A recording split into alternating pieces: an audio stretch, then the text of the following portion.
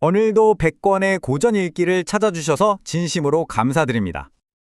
자, 오늘 우리가 함께 읽어볼 이야기는요, 사실 아주 오래된 고전은 아닐지도 모릅니다. 하지만 시대를 뛰어넘어서 거의 모든 한국인의 마음속에 고전 그 이상으로 깊숙이 자리 잡은 이름이죠. 바로 금화 피천득 선생의 수필 인연입니다. 한 사람의 인생을 스쳐간 단 3번의 만남. 이 짧은 이야기는요, 단순한 글이 아니라 우리 가심속 어딘가에 잠들어 있던 아련한 기억 한 조각을 가만히 흔들어 깨우는 그런 힘을 가졌습니다. 본격적인 이야기를 시작하기 전에 제가 질문 하나 드려볼게요. 여러분 혹시 그런 사람 없으세요? 살다가 문득 정말 불현듯 생각나는 사람.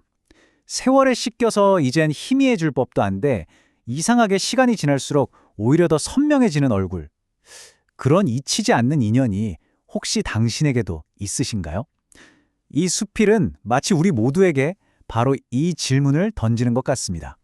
이렇게 긴 여운을 남기는 이야기의 구조는 정말 놀랍도록 간단합니다. 작가가 아사코라는 한 여인을 평생 딱 3번 만난 이야기거든요. 수필은 그 3번의 만남을 그저 담담하게 따라갈 뿐입니다. 하지만 그 만남과 만남 사이에는요, 십수년이라는 긴 세월과 전쟁이라는 거대한 역사의 강이 흐르고 있었죠. 자, 그럼 이제부터 시간의 강을 함께 건너가 볼까요?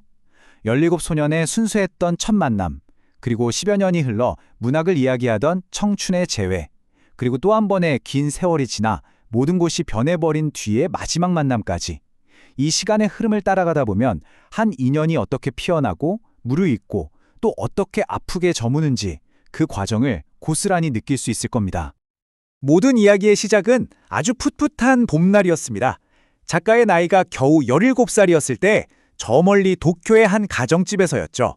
바로 거기서 그의 인생에 아주 오랫동안 지워지지 않을 이름, 아사코를 처음 만나게 됩니다. 아사코, 이름 참 예쁘죠? 한자로는 아침조, 아이자, 말 그대로 아침의 아이라는 뜻입니다.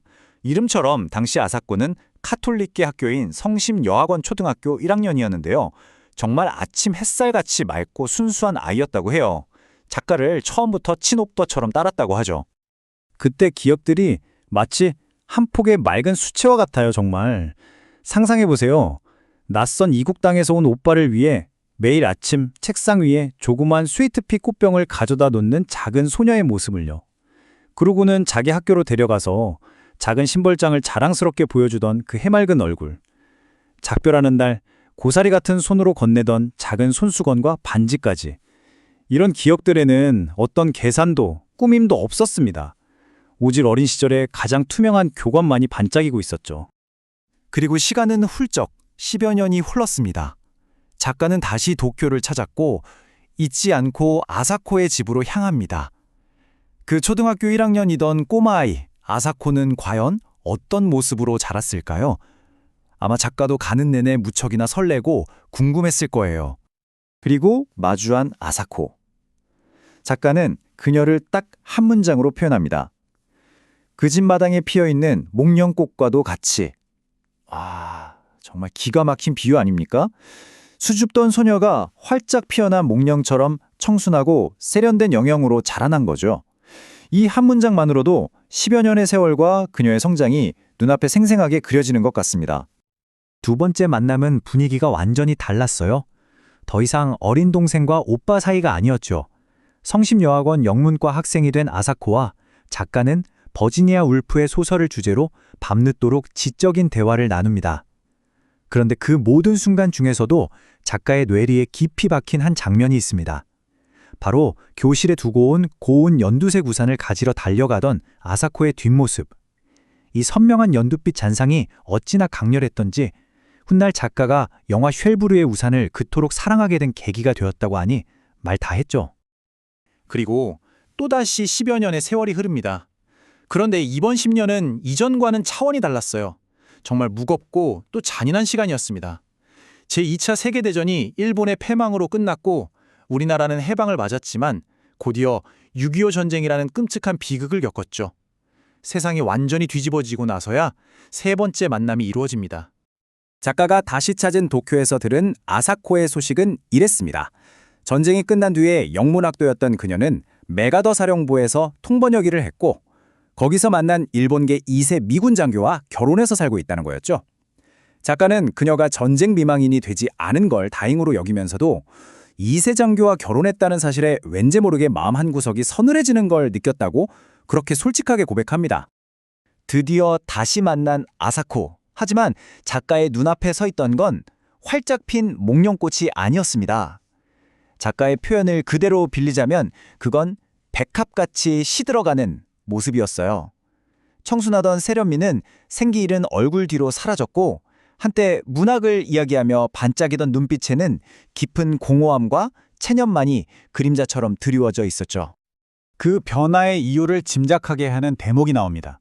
그녀의 남편은 글쎄요, 작가가 보기에 그는 미국인도 일본인도 아닌 어중간한 정체성으로 그저 점령군 장교라는 사실만 뽐내는 듯한 그런 남자였습니다.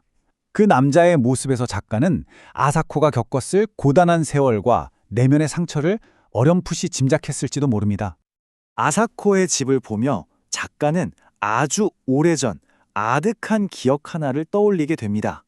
뾰족 지붕 집이 그려진 동화책을 선물했을 때 어린 아사코가 해맑게 외쳤던 바로 이 말. 우리 이 다음에 이런 집에서 같이 살아요. 어린 시절의 그 순수했던 약속이 이제는 돌이킬 수 없는 세월 속에서 너무나 허무한 메아리가 되어 작가의 가슴을 치는 겁니다.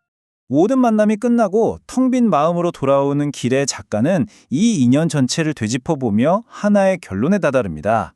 그건 바로 차라리 만나지 않았더라면 좋았을 텐데 하는 아주 아픈 후회였습니다. 정말 가슴을 울리는 문장이죠. 인연의 묘하고도 서글픈 속성을 이보다 더 잘 표현할 수 있을까요? 그리움이라는 감정은 어쩌면 만나지 않을 때, 그저 그리워만 할 때 가장 순수하고 아름답게 완성되는 건지도 모르겠습니다. 이게 바로 작가가 3번의 만남 끝에 얻은 깊은 깨달음이었던 거죠.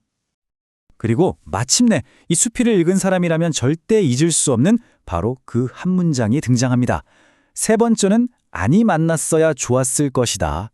이 짧은 문장 안에는요, 목련꽃 같았던 그녀를 아름다운 기억으로만 남기고 싶었던 작가의 안타까움, 시들어버린 현실을 마주해야 했던 고통, 그리고 무상한 세월에 대한 깊은 탄식이 모두 응축되어 있습니다. 자, 이쯤에서 마지막 질문은 여러분께 드리고 싶어요. 작가는 도대체 왜 3번째 만남을 그토록 후회했던 걸까요? 생기 넘치던 목련꽃의 기억을 시든 백합의 현실로 덮어버리는 게 그토록 아팠기 때문일까요?